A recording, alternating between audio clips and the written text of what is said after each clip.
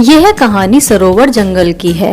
ये जंगल बहुत हरा भरा था और यहाँ सभी पक्षी एक दूसरे के साथ मिलजुल कर रहते थे।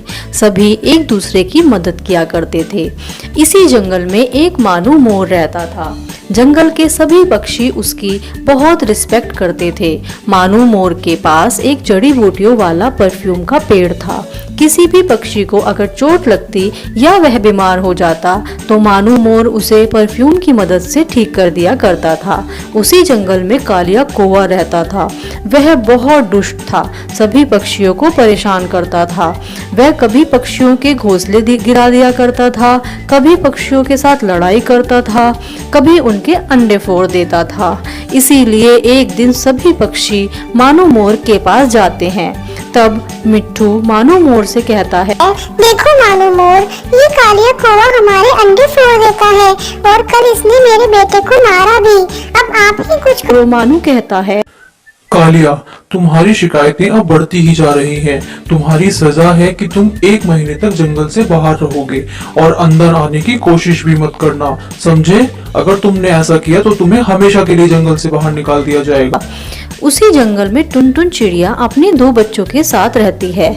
जंगल में 1 महीने से कौवा नहीं था तो बहुत शांति थी, लेकिन अब वो वापस आ गया था। टुनटुन चिड़िया मानू मोर की बहुत ज्यादा इज्जत करती है, क्योंकि एक बार जब टुनटुन चिड़िया का बेटा बीमार हुआ था तो मानू मोर ने ही उसे ठीक किया था। तब से यदि किसी भी पक्षी को कोई भी परेशानी होती थी तो वह टुनटुन चिड़िया के पास आता और टुनटुन चिड़िया उसे मानू मोर के पास ले जाती। एक दिन जब वह अपने घोंसले में अपने बच्चों के साथ आराम कर रही थी, तभी चिंटू टुनटुन चिड़िया के पास आता है और कहता है, मौसी मौसी जल्दी चलो, और रोने लगता है। मौसी जल्दी चलो, मैं खेलने गया था। मैं वापस आया तो माँ को बहुत चोट लगी हुई थी, उन्हें बहुत दर्द हो रहा है। जल्दी चलो मौसी, जल्दी चलो, माँ को बहुत दर्द हो रहा है। फिर टुनटुन चिड़िया और चिंटू दोनों वापस चीची चिड़िया के पास जाते हैं। चीची चिड़िया को बहुत चोट लगी हुई होती है। तब चीची चिड़िया से टुनटुनी कहती है, अरे अरे चीची, तुम्हें क्या हो गया? अरे क्या बताऊं बहन, उस कालिया कौवा मेरा नया घर लेना चाहता था। जब मैंने उसे मना किया तो उसने मुझे मारा और देखो मुझे मारकर यहाँ से चला गया। बहुत दर्द हो रहा है मुझे, इस कालिया ने परेशान कर दिया है। देखो मानू मोर, कालिया कौवे ने आते ही फिर सबको परेशान करना शुरू कर दिया है। देखो उसने चीची को कितनी चोट लगा दी है। अब आप ही कुछ करो। फिर मानू अपनी शक्ति से परफ्यूम से चीची को ठीक कर देता है। मानू मोर कहता है, अब इस कौवे को हमेशा के लिए यहाँ से बाहर निकालना पड़ेगा। दूर बैठा कालिया ये सब कुछ सुनता रहता है और कहता है, मुझे जंगल से बाहर निकालेगा, इससे पहले मैं तुम्हारा परफ्यूम का पेड़ ही छीन लूंगा और तुम्हें मार दूंगा। फिर सभी पक्षियों को मजा चखाऊंगा और किसी को भी परफ्यूम नहीं दूंगा। इस तरह सोचते सोचते कालिया मानू के पास चला जाता है और वहां जाकर मानू से कहता है, क्यों मानू मोर, तुम मुझे जंगल से बाहर निकालोगे? इससे पहले मैं तुम्हें मार दूंगा और तुम्हारा परफ्यूम का पेड़ भी ले लूंगा।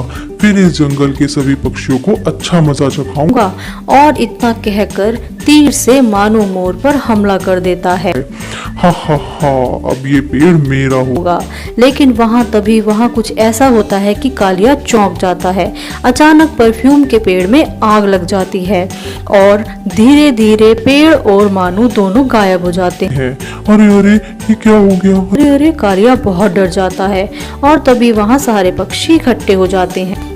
टुनटुन कहती है, अरे दुष्ट, तुमने ये क्या कर दिया? तुमने मानू मोर को मार दिया। इसे मानू मोर को ये पेड़ एक ऋषि ने दिया था, क्योंकि मानू मोर दिल का बहुत अच्छा था और वो सभी पक्षियों की रक्षा करता था। मानू मोर के पास एक विशेष शक्ति थी जिससे मानू मोर ही उस पेड़ की देखभाल कर सकता था। अरे अरे, मुझसे बहुत बड़ी गलती हो गई। मैं लालच में आ गया था और इसी लालच की वजह से मैंने मानू मोर को मार दिया। मुझे माफ कर दो। लेकिन सारे पक्षी कालिया की इस हरकत की वजह से बहुत ज्यादा दुखी और नाराज थे। इसीलिए उन्होंने कालिया को जंगल से बाहर निकाल दिया।